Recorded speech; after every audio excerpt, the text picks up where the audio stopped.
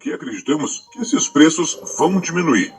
Muito tem se falado em crise no Brasil e no mundo. Os preços dos carros chegaram a patamares absurdos por culpa de uma crise, e os efeitos colaterais da crise de saúde em 2020 foram muito grandes e são sentidos até hoje, principalmente pela indústria automotiva. Esse efeito sobre o setor aconteceu por causa da quebra da cadeia global de produção, que encareceu diversas matérias-primas usadas pela indústria no mundo inteiro. Um dos itens essenciais para a fabricação dos carros é um chip semicondutor, e sua produção caiu, e os que eram produzidos não conseguiam sair de Taiwan e chegar às fábricas em todo o mundo. Isso aconteceu porque no auge da crise sanitária as pessoas compraram muitos aparelhos eletrônicos e estes aparelhos também usam semicondutores. Em relação aos carros, eles não estavam em alta procura justamente porque todo mundo estava em casa, além de ser muito mais caro. Inclusive, fábricas de vários componentes para carro foram fechadas de forma temporária ou definitiva, e as montadoras ainda não eram capazes de voltar ao ritmo de produção de antes de 2020. Depois de um tempo, a pandemia foi chegando ao fim e as pessoas voltaram a querer comprar carros,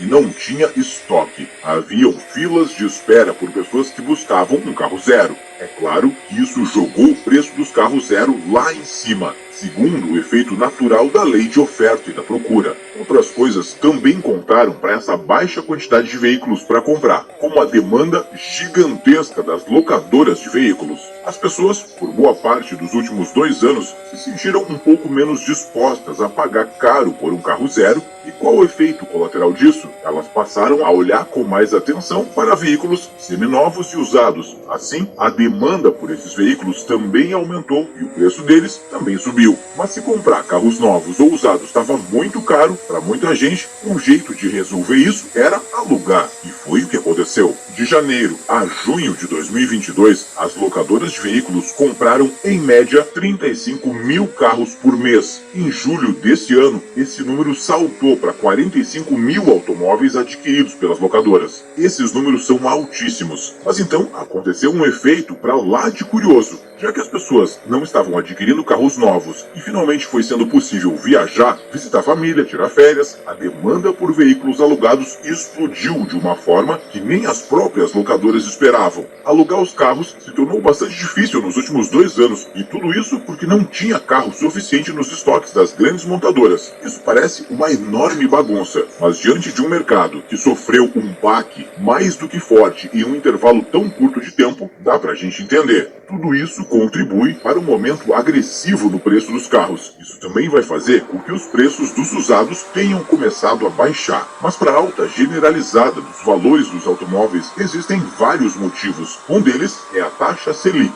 que é a taxa básica de juros do Brasil. No final de 2020, quando todo mundo estava mais do que ciente das consequências devastadoras da crise econômica e sanitária daquele ano, o Banco Central Brasileiro